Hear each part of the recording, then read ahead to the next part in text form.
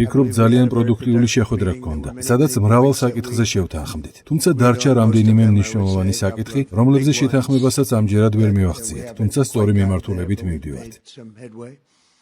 ასე რომ რასაკვირველია, შეთანხმება მანამდე არ იარსებებს, სანამ არ შევთანხმდებით. ცოტა ხანში დავუკავშირდები ნატოს და სხვადასხვა რელევანტურ პირებს. რასაკვირველია, ასევე დავუკავშირდები პრეზიდენტ ზელენსკისაც და მოვახსენებ დღევანდელი შეხვედრის შესახებ.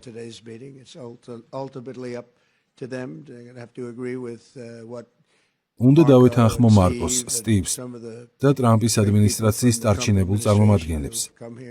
სკოტს, ჯონ რედკლიფს. მე მათ დიდ მადლობას ვუხდი არაჩვეულებრივი სამუშაოს გაწევისთვის. აქ ასევე იმყოფებიან რუსული ბიზნესის ყველაზე გავლენიანი წარმომადგენლებიც. ვფიქრობ, ყველას სურს ჩვენთან ბიზნესის წარმოება. ჩვენ ძალიან მოკლე პერიოდში შევძელით ეს ქვეყანა ყველაზე მიმზიდველი გაგვეხადა ბიზნესისთვის და ამ მიმართულებითაც მნიშვნელოვან პროგრესს ველით.